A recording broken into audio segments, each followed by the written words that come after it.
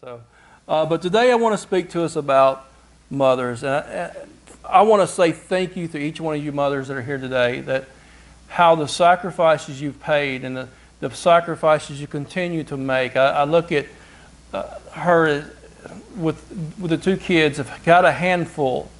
And each and every one of us as mothers has had a handful. You may have, at times when you had a sick child and a sick husband and a baby crying, and you're trying to get up at all hours of the night and care for them and take care of them and to feed them when they're crying in the middle of the night. I know my wife many times have gotten up throughout the night with a crying baby and to care for it, feed it, and to get up the next morning. And then when she got a job, she continued to do those things. And to this day, she looks forward. A mother always wants to care and nurture their children. They always want the best for their children.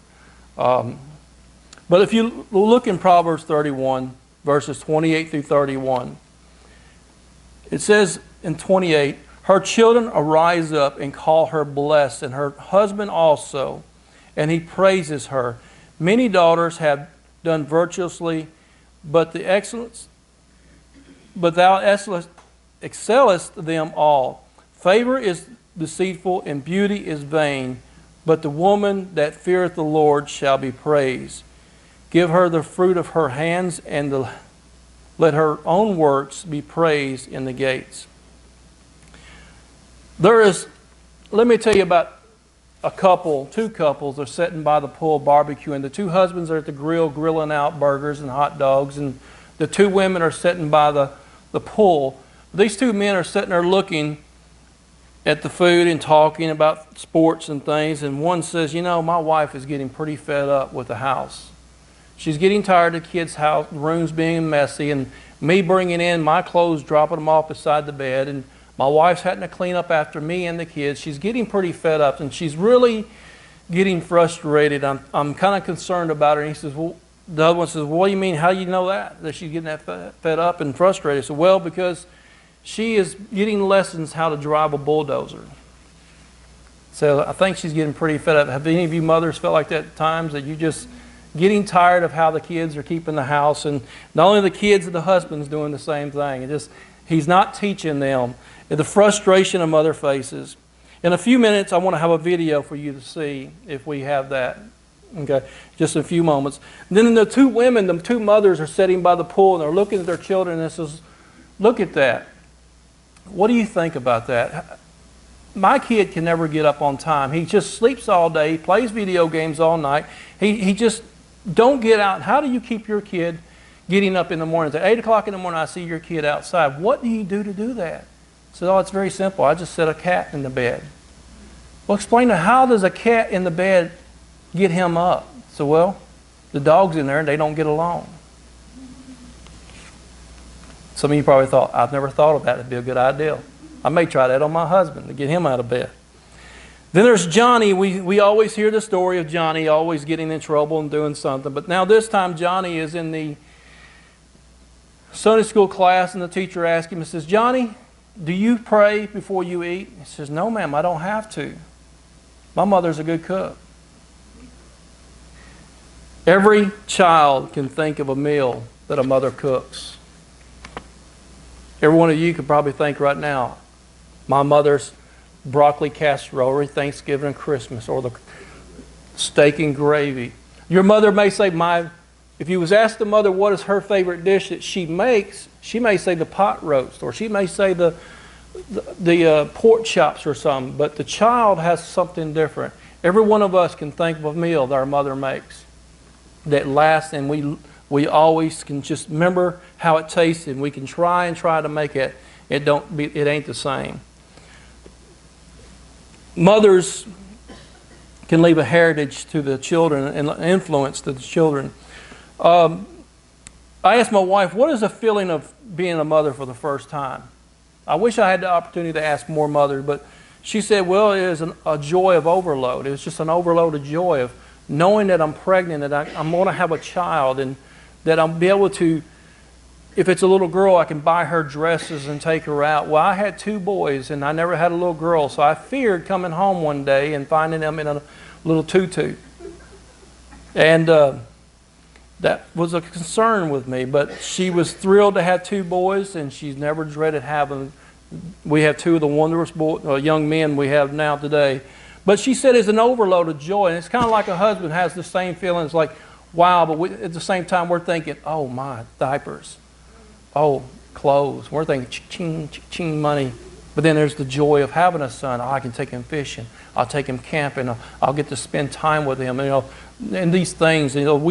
So there's that emotion of overload of joy. Then there's the fear of being a good mother. Will I be good enough? Can I really be a mother and be dedicated to a child? Will I not make mistakes? And the fear of making mistakes and not doing right as a mother. The fear of making a mistake, or fear of leaving them somewhere. Have you ever watched the movie Home Alone? Well, the fear of leaving them somewhere is always concerned. My wife was sitting there shopping one time, and our youngest son just sat down in the clothes rack, and she looked everywhere, couldn't find him. He just lay down and went to sleep. Somebody said, he's right there. Well, the fear of leaving them. When our sons were younger, they would always go home with their aunt. We went to church together, and she'd say, well, I got the boys, I'll take them with me. And one day we was leaving church, and we was driving down the road, and I asked her, did the boys ride with Lisa? I said, no, they didn't say nothing to me. I said, well, her car's gone. We need to go back and check. We go back, and there they are playing around the church. So we said, come on, guys, we're ready to go. We just took a little test drive to see if the traffic's clear, but we can go. We left our kids at church, but they were in a safe haven. It was a good thing.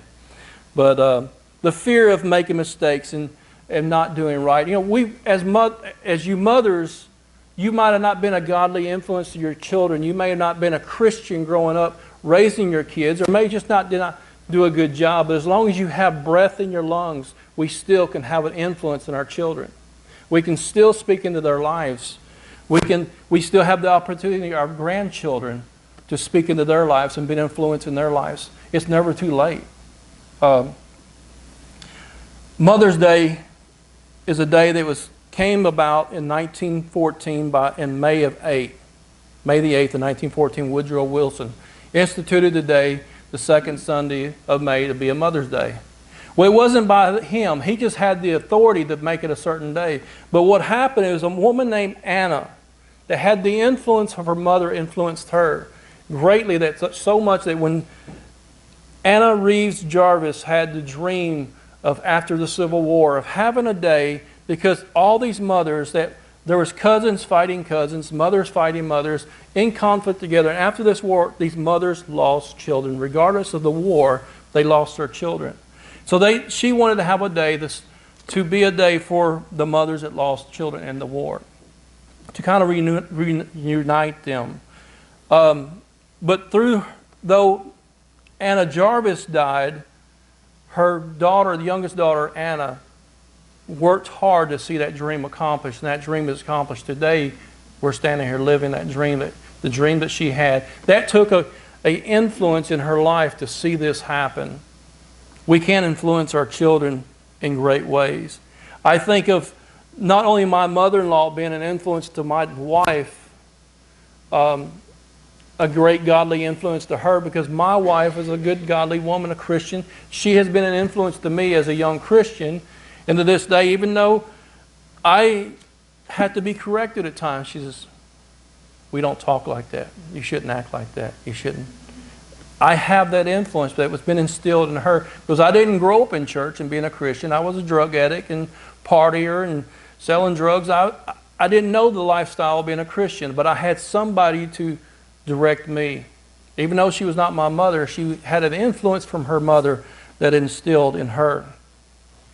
My wife had a mentor, for say, a woman in our church was a godly woman, and she had mentored my wife and I both, and took us into her home and to share with us what it is to be a godly man and what it is to be a godly woman and how you need to conduct and manage your manners. A real man provides for his wife and loves his wife and cherishes her and honors her. A wife will provide, nurture her husband and the children, and taught her the things of being a godly woman.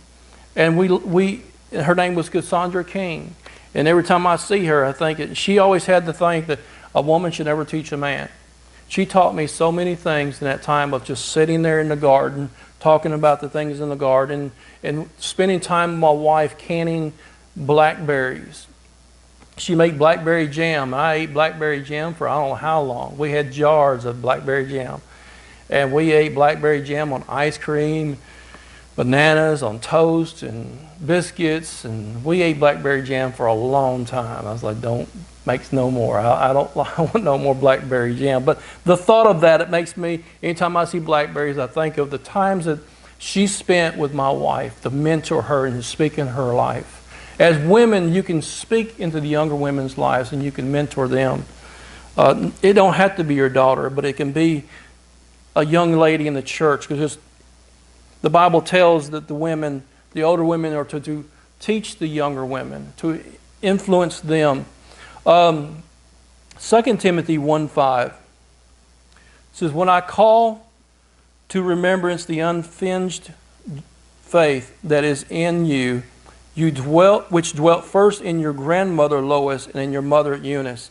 I am persuaded that is also in you. That unfinged is a word that was used, first came about in the 14th century. That word means a genuine faith. He's saying there that you have a genuine faith that your mother and your grandmother had. Timothy was a man that came to the faith, and it speaks in Acts 16 also about this case. He came to be a Christian because his father was a Greek, was not a Christian, but his mother and grandmother had a heritage. They were Christians, and they influenced him as he grew up and as he came into ministry. There was a great influence in his life, and as a result of not only his mother, but his grandmother. There's several women in the Bible, and I won't get into detail, but one is Deborah. You probably all know the case, that how she was able to take a military leader and influence him to action instead of wanting to flee from the situation, what he wanted to do. And like I told you last week, mostly men wants to fix a problem. The women wants to talk about it. In this case, she influenced him to move into action. And then there's Eve with Adam and Eve. Eve influenced him to try this fruit. Well, he knew that this fruit was not right, this is not good, and this is the forbidden fruit. But somehow she had the ability to influence him and to change it and to try this. And then there's Abraham and Sarah. Sarah, when she was long in the years of being able to bear a child, he was persuaded or influenced to take her handmaid and to give a child.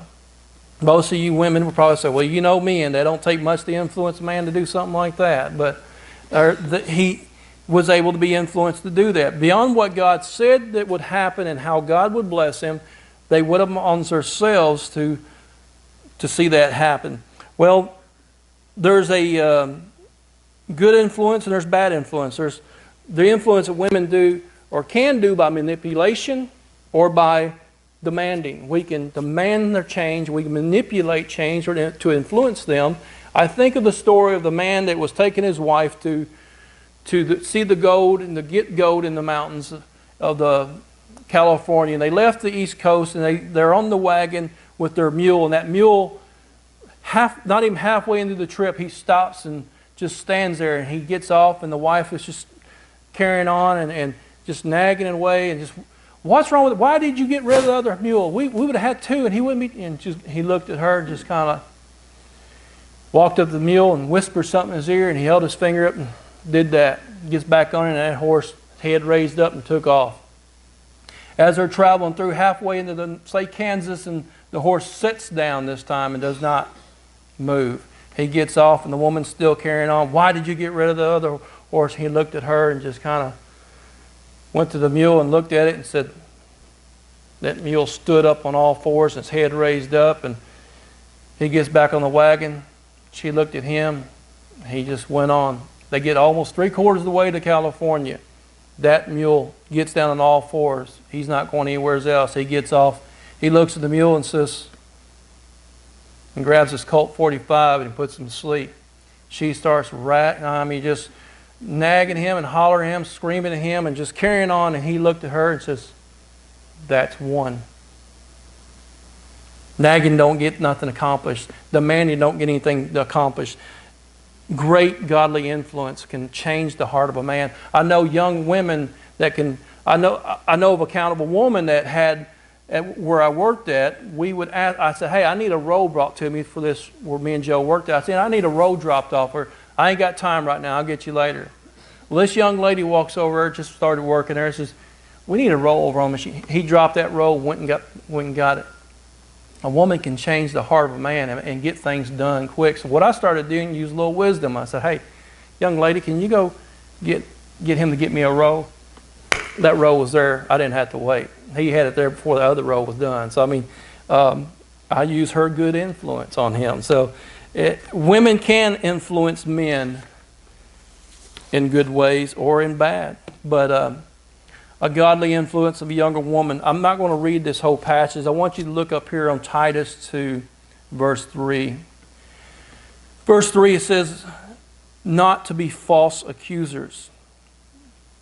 Paul told the older women to teach the younger women not to be false accusers and not to be given to wine, but to be teachers of good things. Verse 4, it says, teach them to be sober. He says, teach them to love their husbands, and to teach them to love their children. And verse 5 says to be discreet, chaste, keepers of the home, and good and obedient to their husbands. Well, I have a problem with that, being obedient to their husbands when they're not somebody to be obedient to. Our pastor where I used to go, he told women one time, said, well, if you have a problem with a husband that's abusive to you, the Bible says call the elders of the church and we'll come lay hands on him. He meant that in a totally different way. He said, we have a way of dealing with him. He's a little sick and we need to take and help you out in that situation. But that was just a joke. We don't do that because that's recorded. I don't want that to be that church. I said, no. But I want to take this day to honor you, each and every one of you ladies. You have been a blessing to this church. You've been a blessing to your children. And never, ever give up being a godly leader to your children. Never, ever cease. Because not just, like I said, you may have not been I haven't been a good father to my children growing up as they grew up. There's been times I've just ceased to be an influence in their lives. But that's never to say I cannot stop now because they're old. I don't correct them now, but I can still be a godly influence. I can do things with them, and the time I sit down with them and let them see there's a change in me, that I am no longer like I used to be, but I can still speak into their lives. It don't matter how old we are or they are, we can still be an influence to their lives.